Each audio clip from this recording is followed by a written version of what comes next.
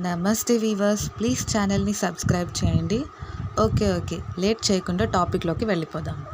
శారీ కుచ్చులు వేస్తారు కదా, చీరకు కుచ్చులు వేస్తారు కదా, వాళ్ళకి చాలా యూస్ఫుల్ అవుతుంది. ఒక దారంతో 3 దారాలు ఎలా చేయాలో చూపిస్తాను. సో ఇప్పుడు నేను ఒక సిల్క్ థ్రెడ్ రీల్ తీసుకున్నా. దాని నుండి 1 స్ట్రాండ్ థ్రెడ్ని తీసుకుని దానిని డబల్ చేశాను, కట్ చేయకుండా. ఇక్కడ నేను ఎక్కడ సిజర్ వాడట్లేదు. మరి దానిని 3 స్ట్రాండ్స్గా తీసుకున్నాను, వీడియోలో చూపిస్తున్నట్టు. ఇప్పుడు నా చేతిలో 3 స్ట్రాండ్స్ ఉన్నాయి కదా, వాటిలో ఒకటి రీల్కి కనెక్ట్ అయ్యింది, ఇంకా 2 లూప్ లాగా ఫామ్ అయ్యాయి.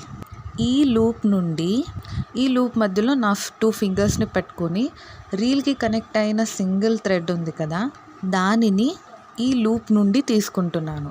ఇప్పుడు ఈ లూప్ నుండి లాగిన దారం 2 స్ట్రాండ్స్గా రెడీ అయ్యింది. ఈ 2 స్ట్రాండ్స్ కూడా కట్ చేయలేదు, అంటే లూప్ లాగా ఫామ్ అయింది. సేమ్ అగైన్ అదే ప్రాసెస్ని ఫాలో చేస్తున్నాను. ఆ లూప్ నుండి రీల్కి కనెక్ట్ అయిన సింగిల్ దారాన్ని లోపలికి నాకు ఎంత వీలైతే అంత లెంత్తో లాగేస్తున్నాను. ఇప్పుడు ఒక ఖాళీ రీల్ని తీసుకుని ఈ 3 స్ట్రాండ్స్ ఆఫ్ థ్రెడ్ని చుట్టేసుకుంటూ వచ్చేస్తున్నాను. ఇదే ప్రాసెస్ని రిపీట్ చేస్తూ నాకు ఎంత థ్రెడ్ కావాలో అంత నేను ఖాళీ రీల్కి చుట్టేసుకుంటూ వచ్చేస్తున్నాను.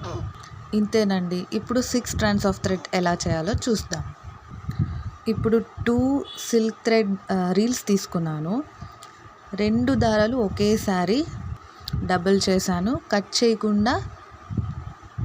అదే టూ థ్రెడ్స్తో త్రిబుల్ కూడా చేసుకున్నాను.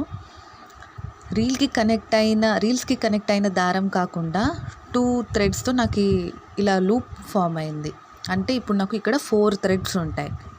ఆ 4 థ్రెడ్స్ లూప్ నుండి రీల్కి కనెక్ట్ అయిన దారాల్ని లోపలికి లాగేస్తున్నాను.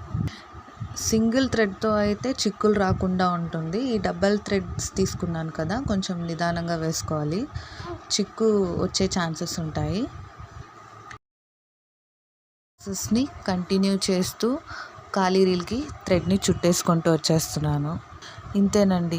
కొంతమంది బాబిన్స్ తీసుకుని బాబిన్స్కి థ్రెడ్ చుడుతూ చాలా కష్టపడిపోతుంటారు. ఈ ట్రిక్ బాగుంది కదా.